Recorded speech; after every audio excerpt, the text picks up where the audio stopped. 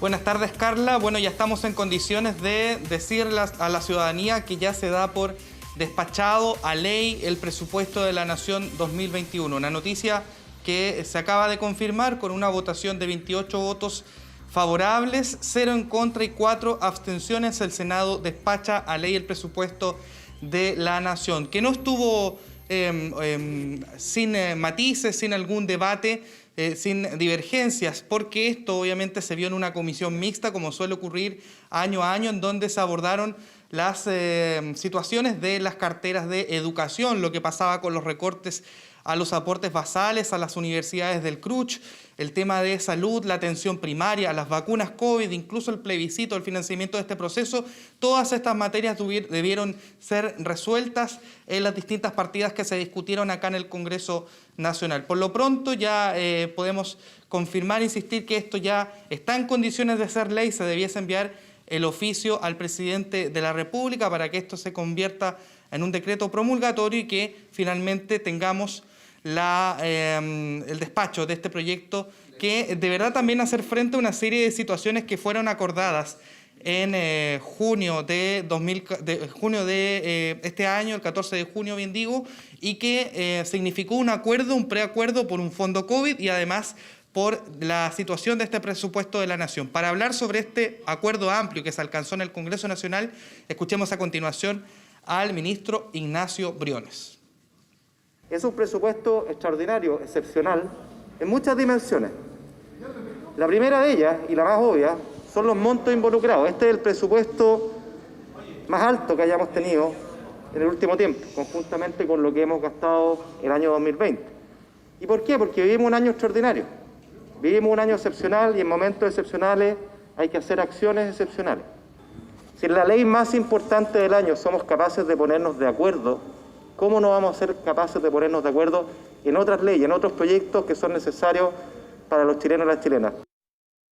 Y bueno, el ministro habla de un presupuesto excepcional y ya lo adelantábamos al comienzo de este despacho, que debió habilitarse también una parte de los recursos destinados al presupuesto de la Nación para hacer frente a las consecuencias de la crisis económica y sanitaria derivadas de la pandemia del COVID-19. Ya se contempla, por ejemplo, una parte del presupuesto asignado a la compra de vacunas, el aumento de 8.000 pesos per cápita a la salud y la atención primaria y además el fortalecimiento de los recursos para los planes GES. Otro punto importante que también generó mucha discusión y mucha controversia es lo que respecta a la educación superior. Fueron 32.000 millones los cuales fueron repuestos para las universidades del CRUCH y también se facilitó el uso del Fondo Solidario para el pago de déficit que pudiesen surgir durante el próximo año. Se contempla también otro aspecto que resolvió la comisión mixta. Se repusieron más de 67.000 millones de dólares para el Ministerio de Ciencia y también para el Ministerio de Cultura 18.000 millones de pesos para este gremio que por supuesto se ha visto muy afectado durante la pandemia del COVID-19. Estas partidas además contaron por supuesto con mucho debate tanto dentro como fuera del Congreso. En las últimas semanas se registraron una serie de manifestaciones, especialmente del mundo de los trabajadores de la cultura, trabajadores de la salud e incluso de los trabajadores de la educación superior. Y muy importante también en este debate es la generación de empleos, toda vez que tenemos un desempleo que hoy día supera 2 dígitos de 11,6%, al menos en el último trimestre móvil de agosto y octubre, y además hablaba ayer el ministro Briones de la recuperación de 600.000 empleos, pero aún queda mucho, bien digo, por avanzar en esta línea. Por lo tanto, se ha destinado un fondo especial para el trabajo en regiones, para la reactivación económica, la generación de trabajos y obras públicas que por supuesto servirán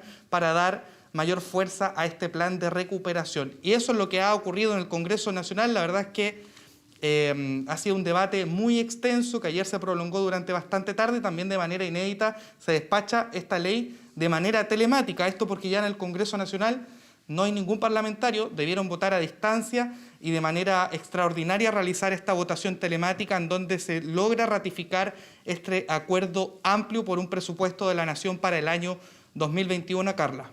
Bien, Poirot Escobedo con la información de último instante desde el Congreso de Valparaíso. Muchas gracias por el contacto. Que estés bien. Buenas tardes. Buenas tardes. Nosotros hacemos una pausa y ya regresamos con más.